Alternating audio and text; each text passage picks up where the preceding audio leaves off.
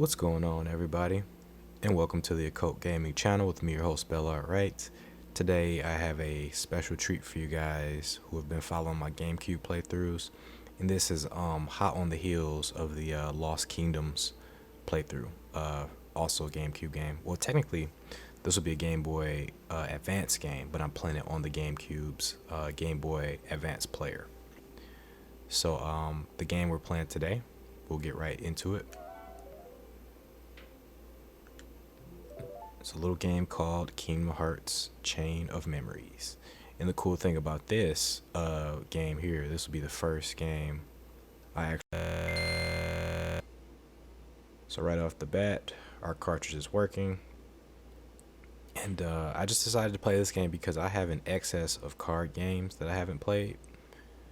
So I wanted to just capture this. And finally, this is another game I played a while ago but never beat. So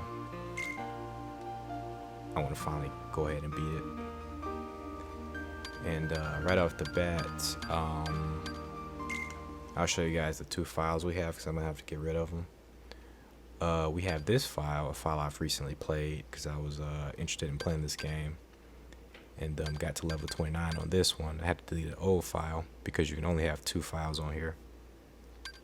And this file here is about roughly a little bit more than 15 years old, I think.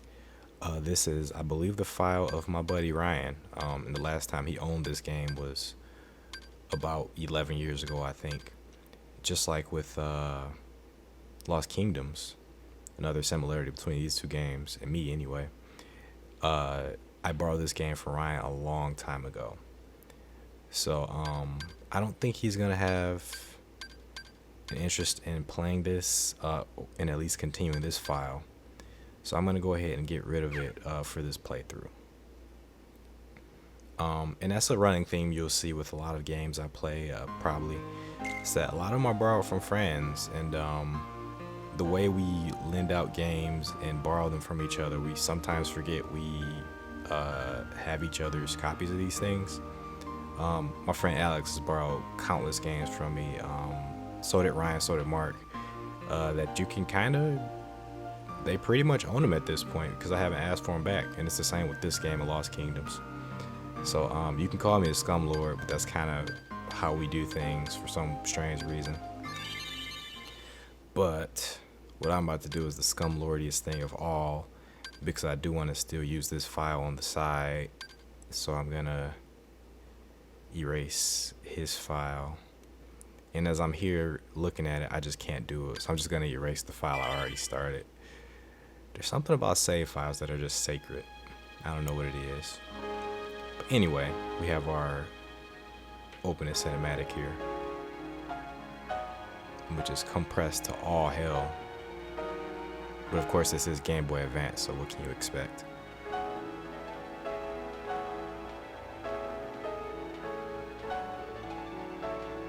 As compressed as it is, it still looks pretty beautiful. Pretty beautiful, huh? It's funny.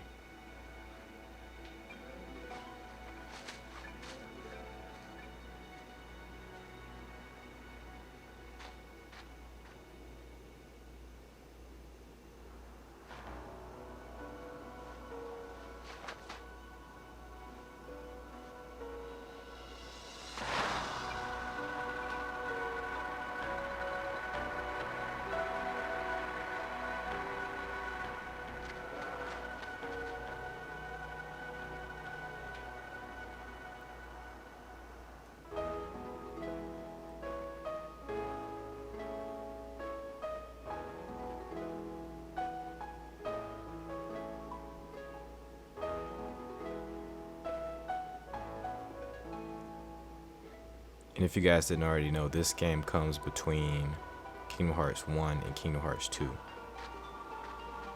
So a lot of this stuff I know from my playthrough of Kingdom Hearts 2. I'm not going to spoil anything though, like character names or anything like that. We'll learn all about that together pretty much. And that right there is the castle we're going to. That was a really good, mysterious opening. I really like that. And we got our crew here. Donald, Goofy, and Sora. Take note of what Donald and Goofy are wearing at this current moment. And I won't be reading dialogue as much anymore. I might do it occasionally. I might read stuff from the journal, but as far as dialogue goes, I'm not going to be narrating that because there's far too much of it as compared to Lost Kingdoms. Plus, I couldn't do any justice to Donald and Goofy's voices. I sound like a fool.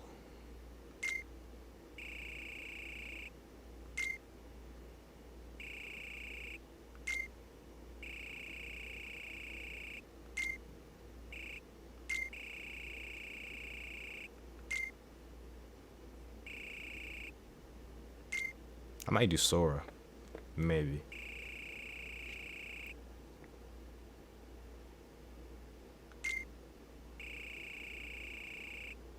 Well, what do you know?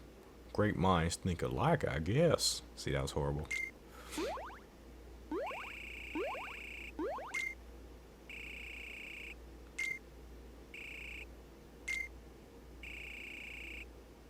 Gorsh.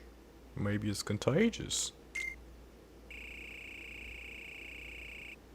I'm not even gonna try Donald.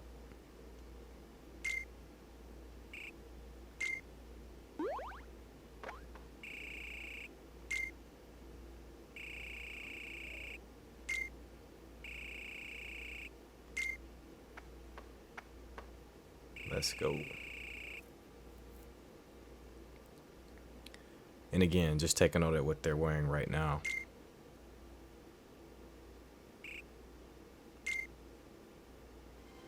What the hell are you doing here, Mr. Flash Steps? Or Mrs. Flash Steps, we don't really know. Judging by the body type, we would think it's a guy though, naturally.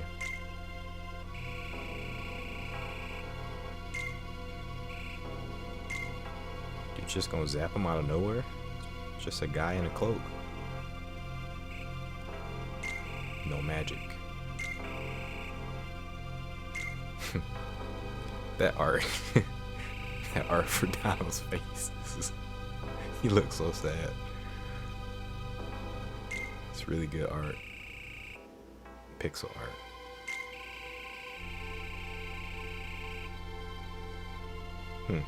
So the castle has a strange effect on their memory, as we can see here. Because Donald can't use his spells, so he, from what this guy is saying, he forgot every spell and ability he previously knew.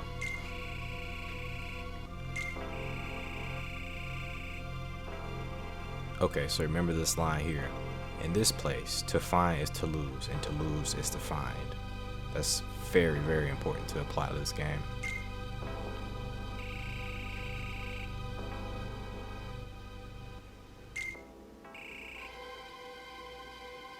And the castle we're in is called Castle Oblivion, as he just mentioned.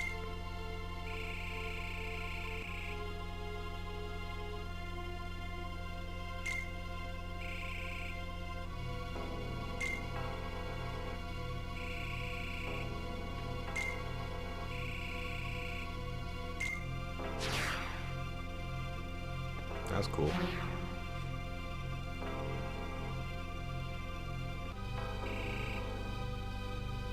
Yeah, what did he just do? That was kind of pointless.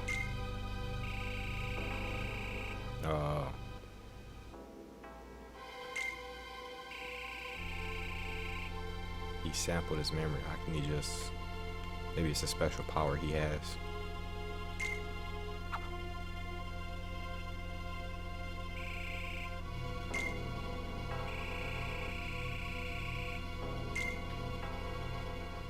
So he gave us a card made from our own memories. And he's saying that we can use this memory to progress forward. Hold the card before you. The door will open and beyond it, a new world. So this is our world card.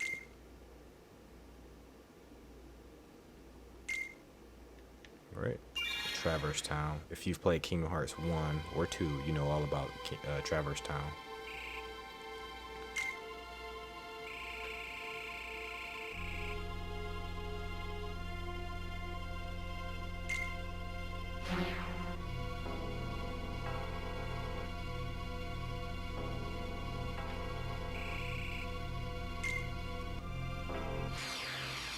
we go. Our adventure begins.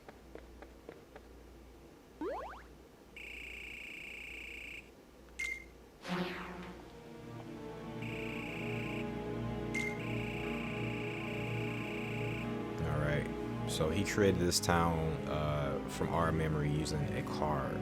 He instilled all the memories Sora's had of this place into a card. So he's telling us now that this town is an illusion based on those memories.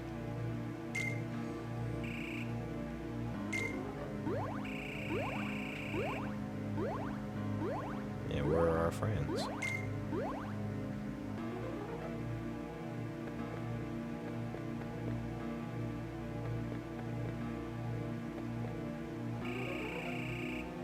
They just disappeared. And rightly so, Sora's suspicious of this guy.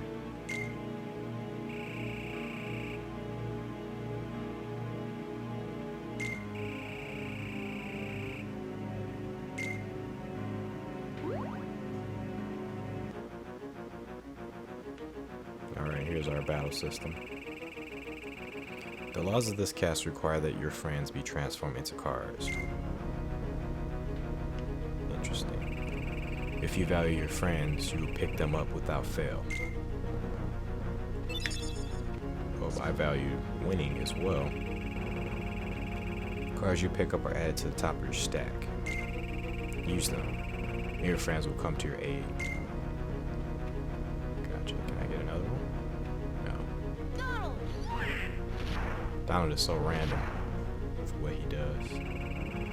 The cards you use vanish, but they will reappear to aid you time and again. Cards are the hearts of your friends.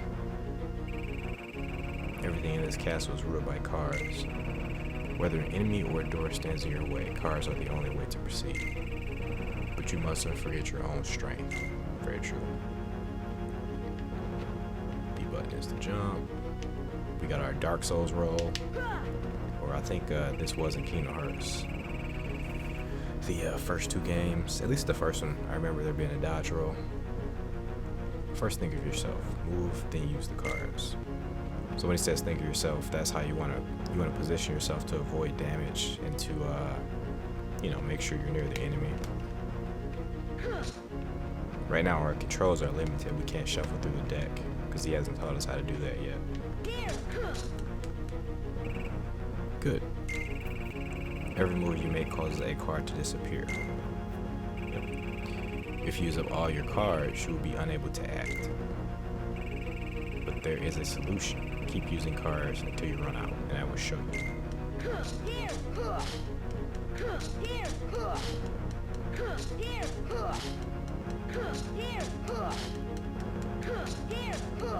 Deck is pretty full at this point.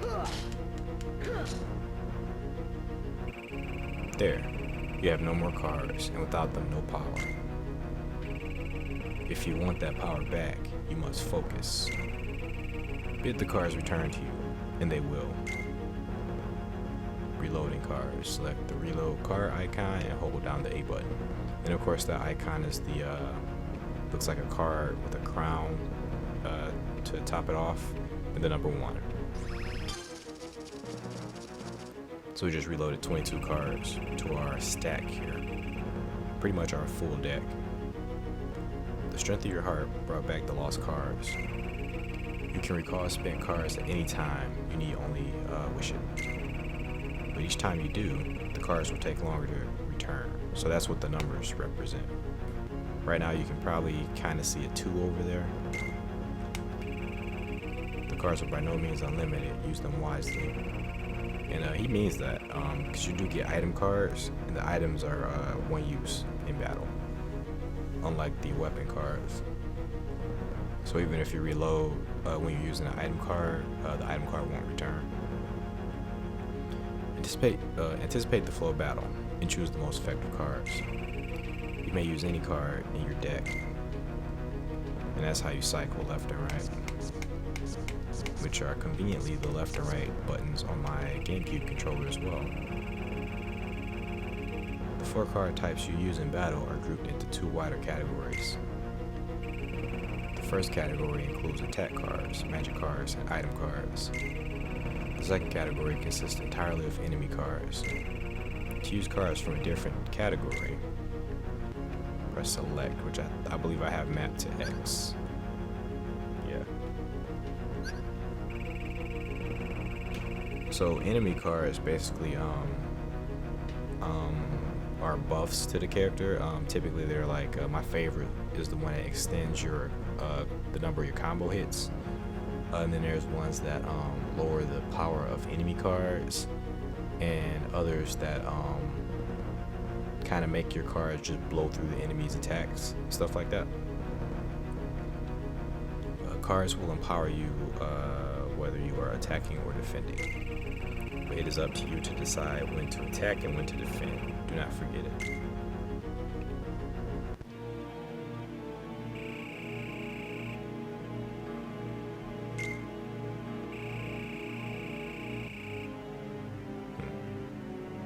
Donald got that sad look on his face again.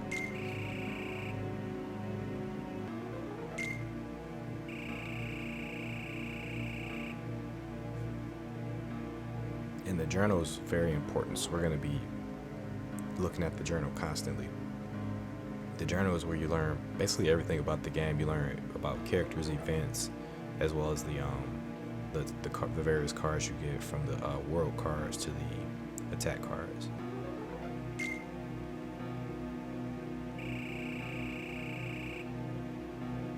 And yeah, remember when I mentioned before about the clothes? The clothes are different.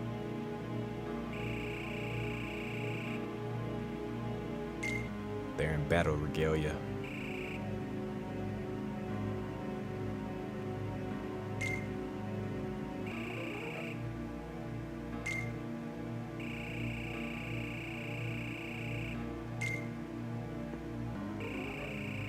We walk alone.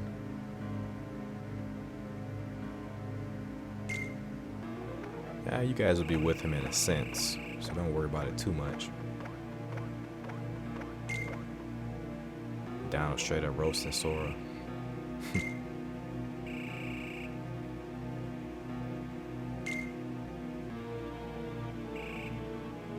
Yes, Sora, he's so optimistic, confident. While I was playing this game, his hair, his unique hairstyle, it reminded me of Goku. Like, I don't think I ever thought about that before, but the way he's designed is very similar to Kid Goku. And I guess adult Goku too.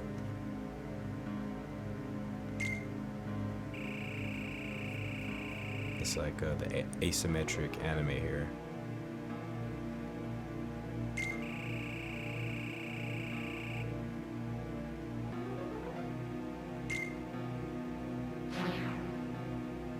Should be so endeared to you.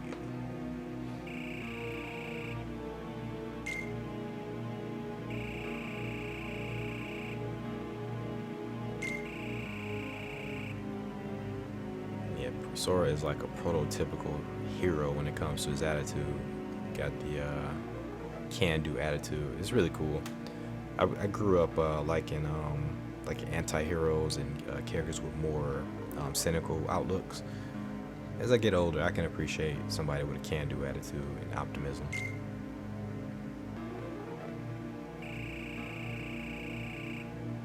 Honestly, I really like the writing for this game. This particular game, I got about halfway through it a couple weeks back. I guess a little bit less than half, and yeah, the writing was like very crisp. Right, you can perform the following actions in the field. So in the field, we can move, we can swing our Keyblade, and we can jump. The swinging the Keyblade is very important for reasons that I'm probably going to be able to show you guys in a little bit. To open doors in the field, strike them with your Keyblade. That's also important. Obtain Key of Beginnings. Okay, so nothing crazy is happening yet. But one of the reasons the Keyblade is important, if I can actually do it. Oh, these things aren't active yet, that's why.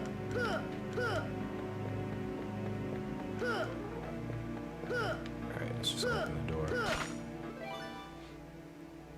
To proceed to the next room, you need a map card. Map cards are used to synthesize new unexplored rooms. First, select the map card you want to use. Right, and we got the moment's reprieve here and the key of beginnings. We can't use key of beginnings. It goes to a very specialized door, but we can use this. This is the only one we have here. The number you see in the middle of the screen is the criterion for opening the door. The criterion display now means that the door will open with the value of 1 or greater. So that means that right there, the 1 with the arrow pointed up, it'll only open with a card of 1 or greater. The ironic thing is 0 cards work on any number, on anything like this. So I think a 0 will work in this situation too. You need to pick a card that meets this criterion. Cards have marked values from 0 to 9. 0 cards marked 0 are special cards which meet all criteria, which is pretty much what I just said. So again, a 0 card would work here even though technically it wouldn't meet the criteria, but because of 0 card special rule, it opens all criteria. It doesn't matter. The card without a marked value is a key card. Key cards are only used at special doors. So we only have this, and we only have 1, so let's use it. And unfortunately, we didn't get a description to what a special reprieve specifically does, but we'll be able to take a look at that right now, actually. So if you use a moment's reprieve, you get basically a safe room. What these here are the orange balls. They are called Moogle points. Once I press the pause button, well, I can't access the pause menu yet. Okay, that's fine. The swirling crystal in front of Sora is called a save point. Stand near and press the A button to open the saved menu. Oh no, I didn't do anything yet. Okay, aside from saving at a save point, you can also quick save anywhere in the field. Open the game menu by pressing start, choose quick save, and press the A button. Oh, I missed that. Something, maybe you guys can pause and see that. Try striking the barrel. Okay, so now we got a lot more movement points with that. Okay, so I didn't see what they said before that. We still can't pause, so I'm just gonna do what they told me to do. And we got a card from that. Inanimate objects aren't the only things you can hit. Touching a Heartless on the battlefield starts the battle, but you can strike them. Strike the Heartless first to gain the upper hand. So that's going to give us the advantage in battle. It's going to start them off in a stun state.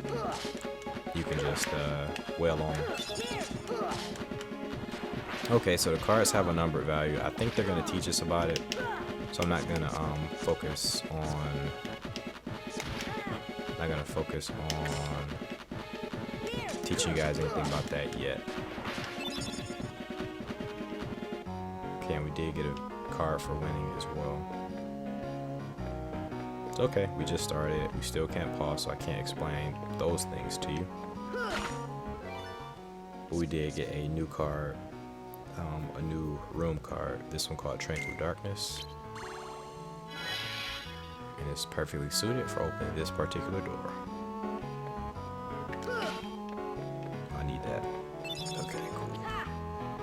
So we see enemies can fly. They can't come in from the ground. Either way, we can use our sword to ambush them. And these gems here are experience points. These are worth... he's stun locking pretty good.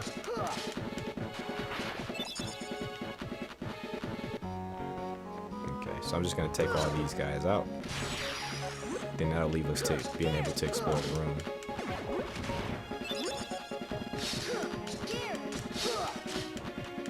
Okay, well, I can kind of explain some stuff to you guys.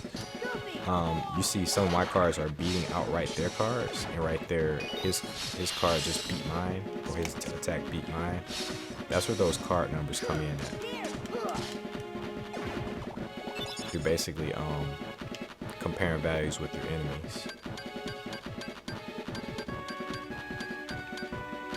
Yes, we can get the CP boost. And CP is just card points, so the more card points we have, the more cards we can put into our deck, and the stronger cards we can put into our deck. So yeah, that's what the sword is for. The sword is for hitting items in the environment, and for also hitting enemies to give you an advantage. Which is really cool. I like when you can interact with enemies on the field instead of random battles.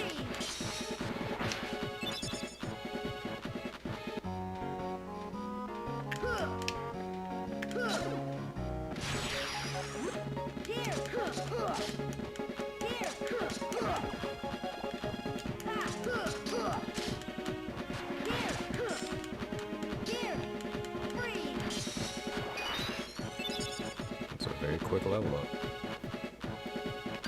I'm just gonna do card point for a while. Probably until we get to 500.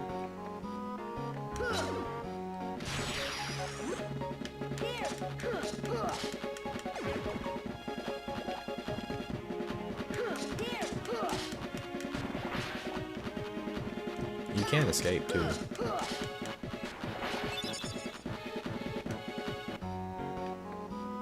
Cool.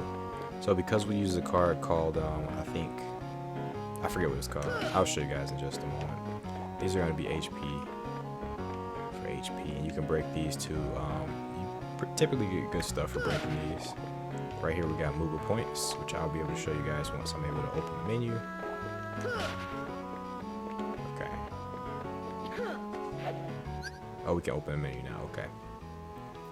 So as you can see in the upper right hand corner, we have our level, our HP, and we have movable points. We start off with 0, and we only pick these up by collecting those orange orbs. So you can calculate the orbs we picked up and discover, which ones give us how many points. The bigger orbs, of course, give you more points. I think you typically get maybe 20 from collecting all the small ones, and the bigger ones, I think you get a total of 50. Or I think, is it 10? I think it's 10 and 50. I think each of the bigger orbs gives you 10 apiece. Anyway, from here we can actually review our deck. We can add cards to it. You see over there we have the CP level. Currently we have a total of 22 cards, or is it less than that? And we have 15 cards, and that totals 261 CP out of 325. So you're gonna always want to strive for more CP in order to put more cards in your deck and to put more effective cards into your deck. Right here we can look at all the cards we have currently in this deck, and we can add cards to the deck. We have another Blizzard, which is really good, and we have another healing card, so I'm gonna do both of those. We have the world map, which the way they situate the world here is, of course, in rooms, as was already explained to us, and they're separated into various kind of like a maze, I guess. And over here you have your special rooms. They're going to be connected via typically these here. So a room like this will probably have 4 different rooms you can go into. Like, you can go here, here, here, or here. Whereas this room will only have maybe 2 at most, but likely just 1. It'll probably just be connected to this room. And these are all typically going to be cutscene rooms. So you're going to need special cards to access these rooms. We have the key of beginnings, which is probably going to get us into this room. What else can we do? We got the map cards, and I can start explaining these cards to you guys. So far, and we're all out of these. I'm not able to show you the Moments Reprieve room, but we're going to get another one. Anyway, so far we've used, I believe, Tranquil Darkness, if I'm not mistaken, or was it? Yeah, I think it was Tranquil Darkness. Oh yeah, okay. Yeah, this isn't where they explain things, so we'll get there eventually. This is our current world card. Traverse Town. We can look at our attacks here, get an explanation of them. These are how we do combos. We'll focus on these soon. As you can see, having trouble navigating that. As you can see, they give us the recipe to create these combos, and these are, you're gonna have to do these in battle. So Blizzaga takes 3 Blizzard cards. Cura takes 2 Cure cards. Curaga takes 3 Cure cards. Magic from Donald needs 2. Goofy Charge needs 2. Goofy Tornado needs 3. And this right here is going to be our most important resource, the journal. This is where we learn basically everything about the game. So I'm not going to overwhelm you guys too much right now, but what I'm going to do is just show off some magic cards. So we had Moment's Reprieve as the first card. I'm going to go ahead and read that one. Alright, so we used this one already, and this is just a room where you save your progress. So each of these room cards do different effects. The next one we used was, I believe, Tranquil Darkness, a room where only a few Heartless appear. So all those battles I got into, those are lessened compared to what they normally are. Feeble Darkness is a room where Heartless with weak cards appear, so we can probably use that next to create an advantage for ourselves. Sleeping Darkness is a room where Heartless are drowsy and easy to ambush. With this one, I believe they change, because the enemies are going to be on the field. They're going to be they're not going to be moving. They're going to be asleep. So they actually changed the rooms to accommodate this. The rooms are typically going to be smaller, like a straightforward straight line or something like that. So if you're ever just want to have the easiest time possible, you want to use this. You can actually put this down near treasure rooms if you want to create a treasure room right after to create a pretty good. I use it to farm cards and Moogle points. So maybe you can do the same. I'll probably do this. I'll probably show you guys this later in the playthrough. Meeting Ground, a room where a friend card appears at the beginning of all battles. If your friends are with you. So I guess if they're not with you in the story, they won't be appearing here. I'm gonna show you guys that right quick. So right there in the middle of the screen, you see the friends. So if you don't have these with you, that card won't work. That's kind of your, what do you call it? Your party. Okay, and we'll take a look at a few more room cards. And we got the Key of Beginnings, a room where untold stories unfold. So the start of our story here. We'll take a look at the friend cards. Whenever we use Donald, this typically is going to happen. Donald randomly casts Fire, Blizzard, Thunder, or Cure. Stock more than 1 to power up Donald's magic. So that's what we get with Donald. With Goofy, Goofy swings his shield at the enemy. Stock more than 1 to power up Goofy's attack.